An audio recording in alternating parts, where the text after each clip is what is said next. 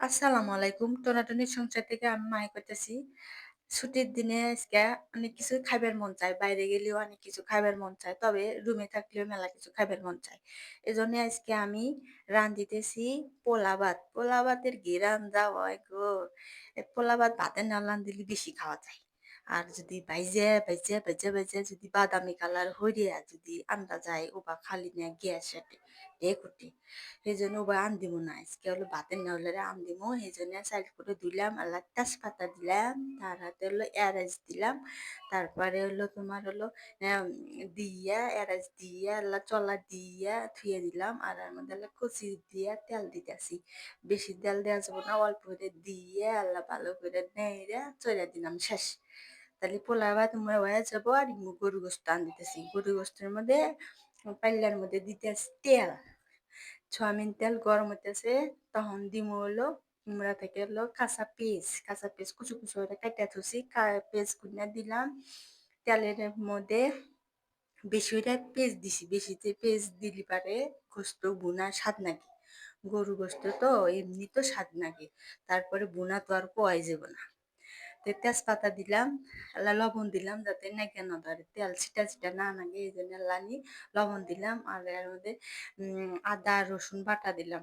আদা রসুন বাটা দিয়া ওর মধ্যে ভালো করে কষমু, বেশি করে দিলাম দিয়া ভালো করে কষাইতেছি না হলুদ আর নেড়তেছি পেঁয়াজের মধ্যে বাটা কষা দিয়া মশলা গুঁড়া সব দিয়া একে একে সবকিছু দিয়া কষমু। এই জন্য চুলার আঁচ কমাই দিলাম। তারপরে দিলাম মরিচের গুঁড়া 2 চামচ দিলাম, 2 চামচ দিয়া অল্প লাইনে দিলাম মরিচের গুঁড়া গুনা দিলাম। তারপরে দিলাম হজের গুঁড়া দিয়া আর লানে নাড়াচাড়া করে দিতেছি। কি কালার! ও সেই কালার হচ্ছে রে। আর হলো ঘেরান যা করতেছে। আর উমরা দিলাম না হলুদের গুঁড়া 2 চামচ দিয়ে আবার লানি নাড়মু, নাড়াচাড়া হুড়মু। তারপর আল্লাহ দিলাম জিরার গুঁড়া, ভাজা জিরার গুঁড়া দিলে ঘেরান ভালো হয়েছে। শেষেও দেওয়া নেবো, তবে মশলা কষার মধ্যে দিলাম। আর ইমরা আমার হলো পোলা ভাত আল্লাহ দিলাম। দেখলাম দেখার পরে আমরা হলো আর লাইন পানি দিয়া মশলা কষাইতেছি। কি কালার আছে! একবারে কালা বুনার কালার আছে গো। তেলের মধ্যে টকবক করতেছে, উমরা থেকে নাহরিতে নাড়তেছি। তারপর দিয়ে একে একে মাংস গুনা ধুইয়া থুইয়া দিছি। মাংস গুনা আবার ছেড়ে দিতেছি। মাংস ছাড়া দিলি একে একে দিলাম। অল্প করে ব্যাগটার সাথে দেওয়া যাবো না, দিলে ছিটান একবার পারে। এই জন্য অল্প অল্প করে দিয়া আবার নেড়ে দিলাম। নেড়ে দিয়া ভালো করে মুড়া দিয়ে সাইড পাশে যে নেড়ে দিয়া কি কালার! একবারে মশলার মধ্যে দিছি, একবারে লাল টাকটাকা। আবার কাঁচামরিচ দিলে কালার ভালো আসে না। গরুর গোস্ত শুকনা মরিচ টান দিবেন গুঁড়া। দেখা দিলাম আর ইমরা আল্লাহ পানি আল্লাহ কম হয়েছে দিয়া পোলা ভাতের মধ্যে আল্লাহ পানি দেখা দেবো।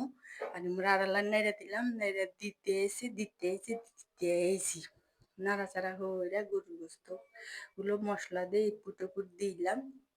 নাহরি দিয়ে নেড়তেছি। তেজপাতাটা দেখা যাইতেছে, কি সুন্দর দেখা যাইতেছে। রান্না যদি ভালো হয় তাহলে মনের মধ্যেই ভালো থাকে।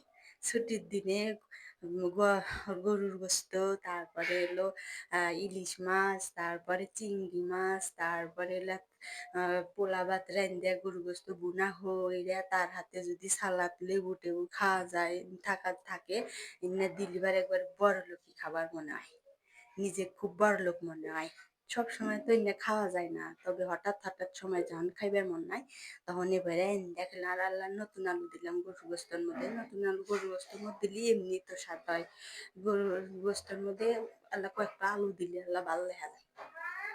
মুড়া ডাকনা দেন দেখা দিলাম। আর মুড়া হলো এক পাশে গরুর গোস্ত হইতেছে, আল্লাহ নেড়ে দিব আবার লানি নেড়ে দিয়া ভালো করে কষতে আইছি না হলে নেড়ে দিলাম। নেড়ে দিয়া ডাহুনি দিয়া দেখাই দিব।